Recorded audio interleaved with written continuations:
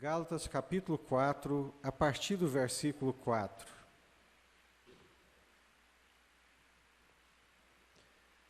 Vindo, porém, a plenitude do tempo, Deus enviou seu Filho, nascido de mulher, nascido sob a lei, para resgatar os que estavam debaixo da lei, a fim de que recebêssemos a adoção de filhos.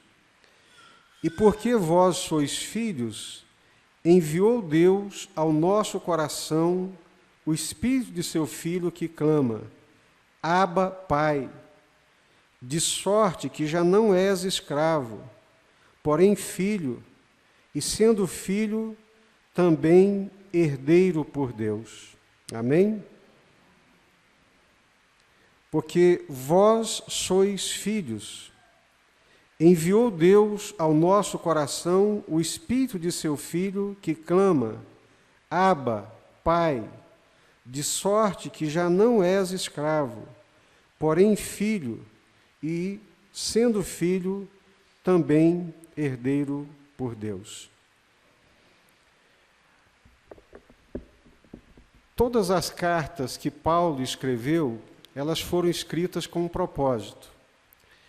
Alguma coisa estava acontecendo na vida da igreja e Paulo, então, queria fazer uma correção, dar um norte, dar um rumo e dar um direcionamento para aquilo que pudesse estar acontecendo. Então, essas cartas, elas foram escritas com um propósito. Todas as cartas paulinas, elas foram motivadas, foram escritas por um propósito. E o propósito que motivou Paulo a escrever essa carta aos Gálatas é muito interessante, mas também extremamente doloroso. Eu falei aqui no domingo à noite que Paulo chegou nessa região da Galácia e ele chegou ali por causa de uma enfermidade. Paulo já não era mais jovem. As pessoas naquele tempo viviam bem menos do que nos dias atuais. E a vida de Paulo não era uma vida fácil. Ele já era um homem, já beirando os seus 50 anos de idade, não tinha uma saúde muito forte, tinha uma saúde frágil, e por causa de uma doença ele chega até essa região. E nesse mesmo capítulo 4, ele vai dizer, no versículo 3, e vós sabeis que vos preguei o Evangelho a primeira vez por causa de uma enfermidade física. Então ele chega naquela região dos Gálatas, doente, tem que subir ali do nível do mar, sobe por uma região montanhosa para chegar numa altitude, e antigamente esses caminhos eram caminhos estreitos, não tinham rodovias, não tinha pistas como nós temos hoje. Era um caminho que era feito a pé, não era feito no lombo de animal, não tinham carros, bicicleta, motocicleta. Então Paulo, doente, passa por esse caminho estreito, dominado por salteadores, por ser um caminho estreito, era fácil de ser assaltado. Mas ele então, movido pela graça de Deus, mesmo doente, mesmo correndo o risco de ser assaltado, cercado de salteadores, ele chega até essa região, prega o Evangelho, volta 2 anos depois para a região de Antioquia, e depois chega-lhe a notícia que esses irmãos da região da Galácia estavam se desviando do Evangelho. O Evangelho que Paulo pregou para eles, Evangelho significa boas novas. As boas novas que Paulo lhes levou foi que Deus havia cumprido a sua promessa feita há muito tempo. Desde lá o jardim do Éden, lá no paraíso, quando os nossos primeiros pais pecaram, Adão e Eva, voltaram as costas para Deus, desobedeceram a Deus, rejeitaram o plano de Deus e a vontade de Deus para as suas vidas, ali, na Gênesis, no início, ainda no jardim, ainda no paraíso, Deus disse: vou enviar o descendente da mulher que vai ferir a cabeça, que vai esmagar a cabeça da serpente.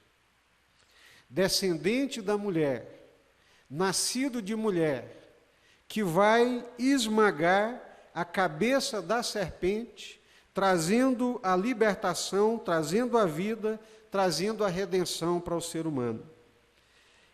Em Gálatas, capítulo 4, no versículo 4, o primeiro versículo que eu li está dizendo assim: vindo, porém, a plenitude do tempo, Deus enviou seu Filho, nascido de mulher, cumprindo a promessa que ele havia feito há muitos, muitos anos atrás.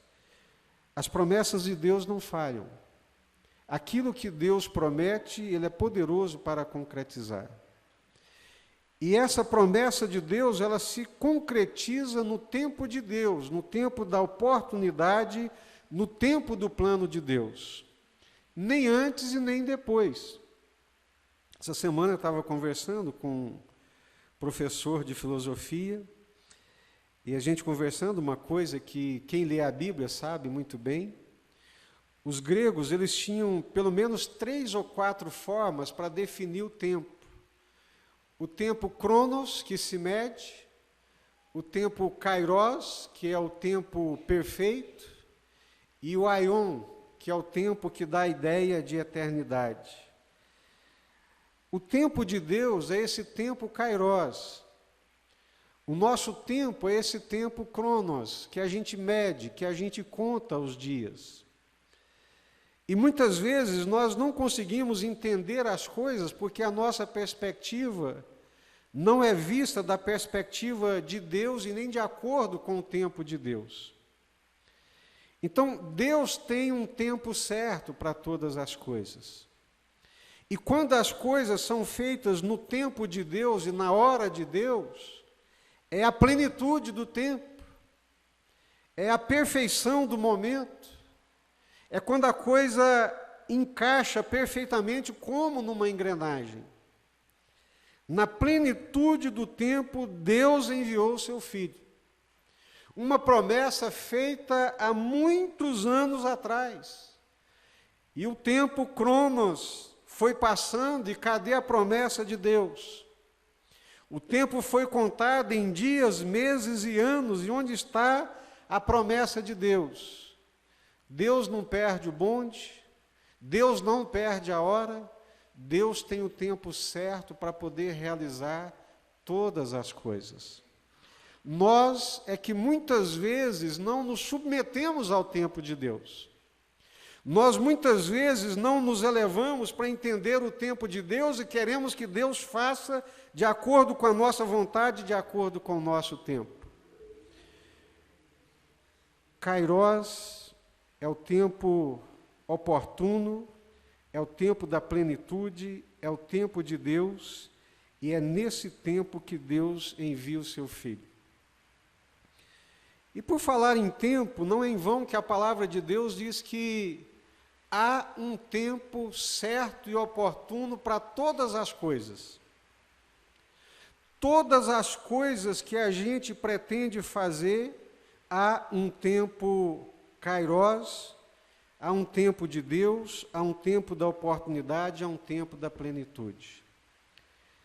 O grande desafio nosso, que nem sempre nós conseguimos entender bem, é que nós queremos que Deus faça as coisas de acordo com o nosso tempo, ao invés de aceitarmos o tempo de Deus, de compreendermos o tempo de Deus e de buscarmos o tempo de Deus. A palavra de Deus diz que os profetas indagavam: quando é que vai acontecer isso, Senhor? Eles falavam do cumprimento dessa promessa, do nascimento do Filho de Deus, das coisas extraordinárias que aconteceriam através do nascimento do Filho de Deus, e indagavam: quando é que isso vai acontecer? na plenitude do tempo, no kairós de Deus, no controle de Deus, no governo de Deus, na hora de Deus, o Filho de Deus, Jesus, se encarnou, se fez homem, veio a este mundo, nascido de mulher. Jesus nasce nesse mundo e nasce como qualquer outro ser humano. Poderia ter vindo de uma forma especial, poderia ter vindo de uma forma sobrenatural, mas ele vem pelo mesmo caminho que vem todo ser humano. Assume para valer a forma humana. E como ser humano, sabiam que Jesus não viveu uma vida distinta dos demais seres humanos? Jesus não viveu de uma forma que exaltada, de uma forma que quem lhe olhasse pudesse dizer, esse é o cara. Não. Jesus nasce em Belém da Judéia, nasce numa manjedoura, no tempo de Deus, na hora de Deus, no lugar que Deus queria, da forma como Deus queria. Jesus não nasce em Roma, que é o centro do mundo. Jesus não nasce em Jerusalém, que é o centro religioso do mundo. Jesus não nasce em Atenas, que é o centro intelectual do mundo. Mas Jesus nasce numa pequena cidade chamada Belém. Não nasce num hotel, não nasce no hospital, mas nasce num lugar de repouso dos animais, numa manjedoura. É aí que Jesus nasce. Porque Deus não dá muito valor nas coisas que nós valorizamos. Nós valorizamos muito a aparência.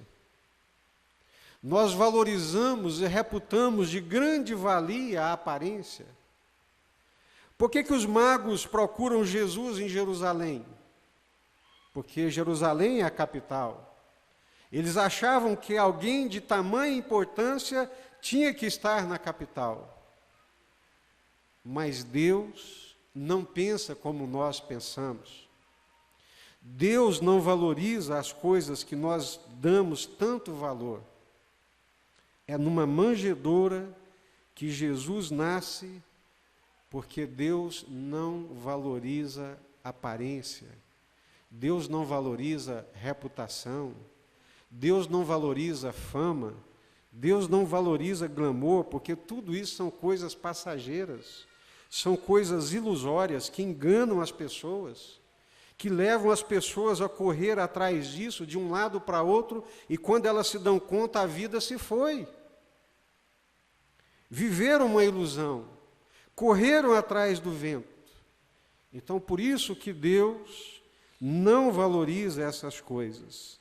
No tempo certo, na hora certa, no momento certo, Deus enviou o seu Filho. Nasceu em Belém da Judéia, viveu com José e Maria, cresceu ali dentro daquela marcenaria, trabalhando junto com seu pai, desconhecido, invisível, obscuro, mas aos 30 anos de idade, cheio do Espírito Santo, começa o seu ministério, começa a pregar de um lado para outro, e coisas grandiosas, extraordinárias iam acontecendo. Até que chega o dia que Jesus está com os discípulos, e Filipe, um dos discípulos, chega para Jesus e diz assim: Senhor, tem aí alguns gregos que querem te conhecer. Vocês se lembram o que Jesus disse? É chegada a hora. Agora chegou a hora. Quando Maria chegou para Jesus no casamento em Caná da Galileia, ela disse: eles não têm mais vinho. E o que Jesus disse? Que tenho eu contigo, mulher, ainda não é chegada a minha hora. Quando os irmãos de Jesus se preparam e sobem para Jerusalém para a festa, e Jesus fica por ali, eles dizem: por que você não sobe lá para Jerusalém? Lá é a capital, quem tem que fazer as coisas que você diz que vai fazer, vai mostrar-se ao povo, apresenta, mostra a tua cara. Jesus disse, vós sempre tendes a vossa hora, mas a minha hora não é chegada. Tempo de Deus, Kairos. Jesus conhecia o tempo de Deus. Mulher, não é a minha hora. Meus irmãos, não é a minha hora. Jesus, tem uns gregos aí que querem te conhecer. Chegou a hora. É chegada a hora. É a hora de Deus, é a hora do Pai. Pai, glorifica o teu nome. E uma voz de trovão respondeu, eu já o tenho glorificado e ainda o glorificarei. É a hora mais dolorosa, é a hora mais difícil, é o fundo da agulha, é o caminho apertado, é a porta estreita, é o caminho estreito, é a porta apertada que Jesus agora tem que passar. Chegou a hora. A hora de quê? O tempo de quê? O tempo de dar a sua vida, de entregar a sua vida. E Jesus, então, diante daquele momento, diante daquela hora, chega diante do Pai e diz, Pai, eu tenho que beber esse cálice, o Senhor é Deus, faz isso de outro jeito, faz isso de outra maneira. Deus não responde nada. E Jesus diz, então, seja feita a tua vontade. A vontade de Deus, naquele tempo, naquela hora, naquele momento, era que o seu filho, Jesus, morresse numa cruz do Calvário. A pior morte que se pode imaginar. Está escrito na Bíblia, na lei de Moisés, que maldito é aquele que morre pendurado no madeiro. Não sei se vocês já leram, mas está escrito na Bíblia, em Gálatas mesmo, capítulo 3, maldito todo aquele que for pendurado no madeiro. Por que que alguém sem pecado? Por que que alguém que nunca fez mal a ninguém? Por que que alguém que nunca pensou, desejou o mal de quem quer que seja, nunca pecou, nem ação, nem por intenção, nem por pensamento, agora morre pendurado no madeiro como um maldito? Sabem por quê? Para nos resgatar da maldição. Porque o pecado nos amaldiçoou, o pecado nos tornou malditos. Quando Jesus morre naquele madeiro, pendurado naquela cruz, derramando o seu sangue, como um maldito, ele está morrendo a minha morte, ele está morrendo a sua morte, ele está levando sobre si a minha maldição. Se eu fosse contar para vocês a minha história de vida, como que eram as coisas lá em casa, uma família arrebentada, um pai bêbado, que chegava em casa tentando matar todo mundo e a gente tinha que sair correndo, minha irmã que acordava de madrugada aos berros, olhando para a parede e urrando e berrando, eles estão aí, olha aí, e virava a cara e chorava e gritava.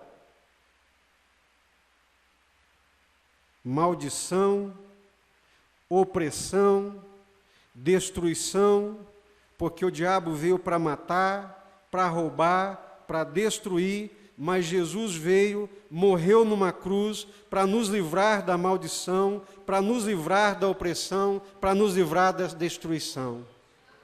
Foi por isso que Jesus veio. Foi por isso que Jesus nasceu de uma mulher, sendo Deus, Criador de todas as coisas foram feitas por intermédio dele. Sem ele, nada do que foi feito se faria. Ele morre numa cruz para nos resgatar. Todas as vezes hoje, irmãos, praticamente todas as vezes que eu entro em casa e sinto a paz, a harmonia de Deus, a graça de Deus, a presença de Deus dentro da minha casa, que eu lembro da casa dos meus pais, eu falo, obrigado, Jesus, porque o Senhor me resgatou daquela maldição.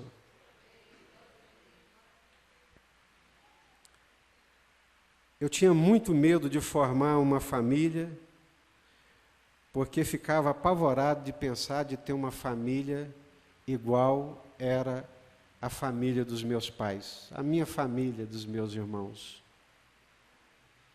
Mas Jesus morreu numa cruz, derramou seu sangue, foi pendurado no madeiro para nos livrar da maldição, para nos livrar da condenação, para nos livrar de toda a condenação, como também está escrito na palavra de Deus, nenhuma condenação há para os que estão em Cristo Jesus. Amém? Deus enviou o seu Filho, nascido de mulher, para nos resgatar. Resgatar, vocês sabem o que é resgate?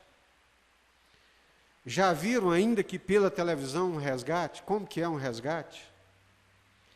Alguns anos atrás, uns bons anos, uns terroristas sequestraram um avião francês, desceu aquele avião num país ali da África, ameaçavam matar todas as pessoas que estavam ali dentro, eram terroristas,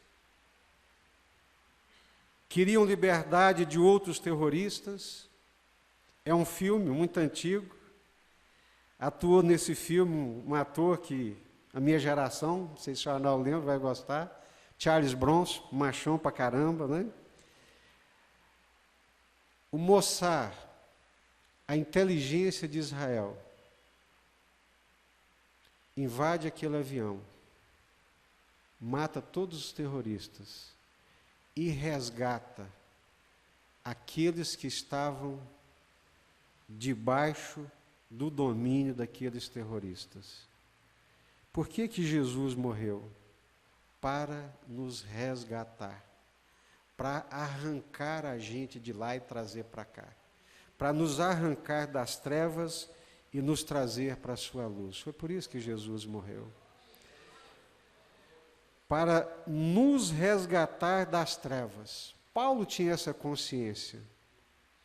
Jesus falou para Paulo, e Paulo testemunha dizendo, eis que eu te envio aos gentios, aos que estão longe. Para quê? Para que eles sejam resgatados das trevas, para que os seus olhos sejam abertos, para que eles saiam de debaixo do domínio de Satanás e sejam trazidos para debaixo da graça de Deus.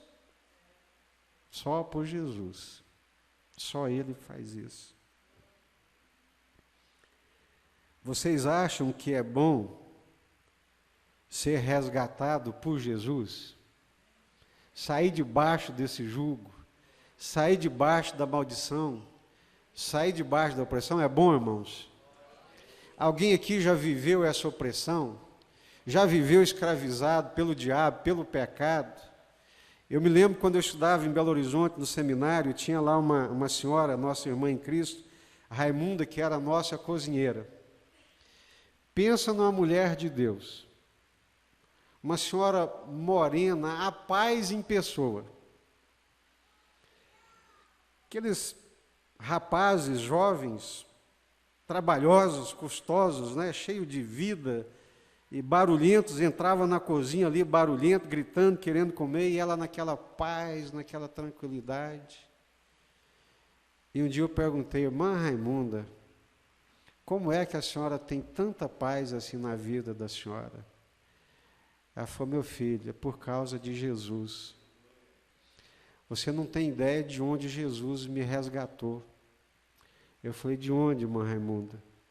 Jesus me resgatou, acreditem, da copa de um coqueiro, da copa de uma palmeira.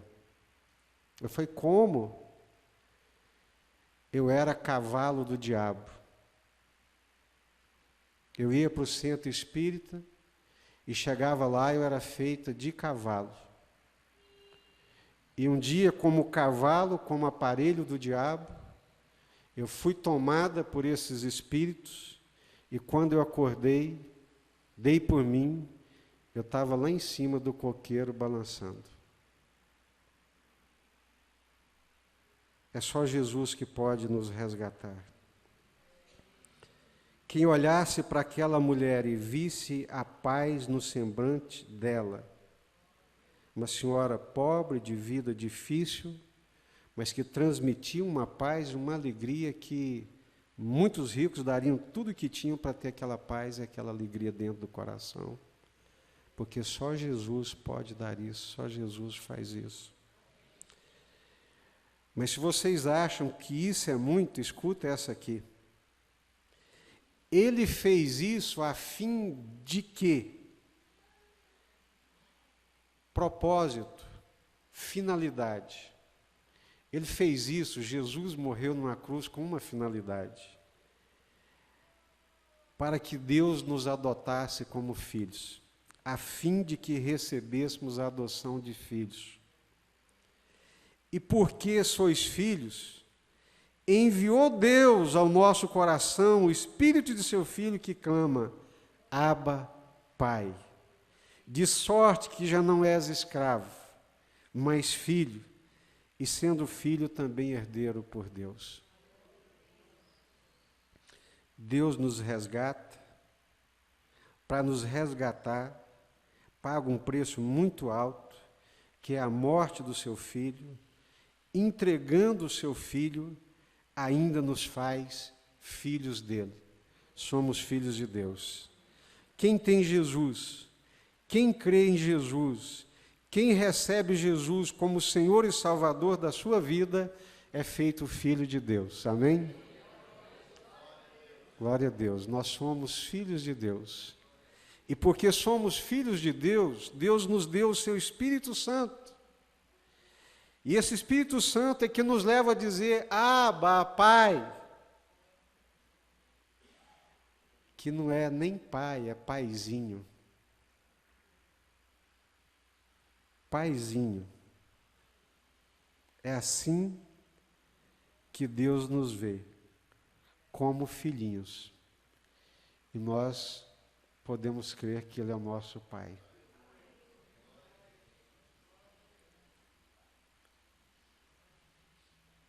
Muitos de vocês aqui ainda não têm filhos, não sabem muito bem o que é o amor de verdade. Quando a gente tem filho, a gente sai na rua, quando eles são pequenos, a gente não pensa em comprar roupa para a gente, só pensa em comprar roupa para eles, não é verdade? Você não olha sapato para você mais, você olha o sapatinho para ele, aí você já começa a pensar nele, na escola que vai estudar, começa a planejar uma viagem pensando neles. É doador, é um amor assim que a gente não faz ideia. E Deus nos considera como filhos. Agora, nós só recebemos a adoção de filhos é quando nós cremos em Jesus. O que é crer em Jesus? Se eu perguntar até para um bêbado passando na rua aqui, meu amigo, você crê em Jesus? Vai dizer, claro. Qualquer um que você perguntar vai dizer que crê em Jesus. Mas essa palavra crer no português, ela não dá a verdadeira noção do significado dela que tem no grego. A palavra crer, pistel, no grego significa confiar de todo coração. Confiar somente em e de todo coração. Crer em Jesus é quando nós confiamos em Jesus de tal forma e de tal maneira que nós confiamos somente nele. Crer em Jesus é entregar a nossa vida e colocá-la nas mãos dele de tal forma e de tal maneira que nós cremos e confiamos somente nele de todo o nosso coração. Aí o Espírito Santo de Deus vem morar em nós e nós fomos tratados como filhos de Deus. Eu me lembro um dia, eu trabalhava à noite, saía de casa às 6h30, chegava às 11 horas, eu lecionava nessa época, e raramente eu tinha tempo de colocar os meninos na cama. E quando eu tinha, era uma festa, porque a gente estabeleceu lá em casa um princípio que todo dia, 9 horas, eles estariam na cama. Tendo aula no dia seguinte, não tendo, 9 horas, cama. E nesse dia eu estava em casa e levei-os para a cama e coloquei o Samuel na cama. O prazer deles era deitar para eu vir e cobrir. Aí cobri o Samuel, deitei a Débora. A hora que eu levei a coberta na Débora, ela me apertou assim com toda a força, 5, 6 anos de idade. E falou: pai, mas eu te amo tanto. E eu falei: minha filha, eu também te amo demais. E deixei aqueles meninos, orei por eles, deixei eles dentro do quarto e saí assim: nossa, Deus, como que eu amo esses meninos. Como eu amo os meus filhos. Eu ouvi claramente a voz do Espírito Santo de Deus. Se você que é mau, e Deus sabe que eu sou mau, consegue amar os seus filhos desse jeito, quanto mais o vosso Pai Celestial. Aí sabe o que eu pensei, irmãos? Olha que burrice. Eu falei: Deus, se o Senhor me amar do tanto que eu amo esses meninos, eu estou bem. Se o Senhor me ama do tanto que eu amo esses meus filhos, eu estou bem. Só que Deus fala que me ama muito mais. Amém? Vale a pena crer em Jesus, vale a pena abrir o coração para Jesus, vale a pena andar no caminho de Jesus. É fácil? Não. É estreito, é apertado, tem que renunciar a muita coisa, mas é o melhor caminho. É o caminho da vida. É o caminho de Deus. Tem coisa melhor nessa vida do que ser filho de Deus? Custei muito tempo para entender isso. E tinha medo das pessoas. As pessoas mais ricas e poderosas me achatavam. Eu ficava suando, ficava incomodado. Se fosse para eu entrar na sala de alguém, uma mesa grande, uma pessoa poderosa, eu ficava todo desconcertado, acabrunhado. Aí um dia, a pessoa mais importante do universo falou para mim: você não tem ideia do quanto eu te amo. E eu falei: Senhor, para mim é suficiente. Me libertou completamente. Eu vou ter medo de quem? Eu vou ficar assombrado com quem? Se a pessoa mais importante do universo sabe quem eu sou, sabe o meu nome, sabe onde eu moro, de vez em quando entra nos meus sonhos, de vez em quando fala no meu coração, quando eu busco, ele se deixa achar. Quando eu bato na porta dele, ele ouve a minha voz e sabe quem eu sou. Perdi o medo, irmãos. Completamente. Fui liberto.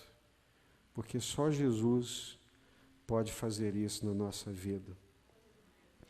De sorte que agora não sois mais escravos, mas filhos, e sendo filhos, também herdeiros por Deus.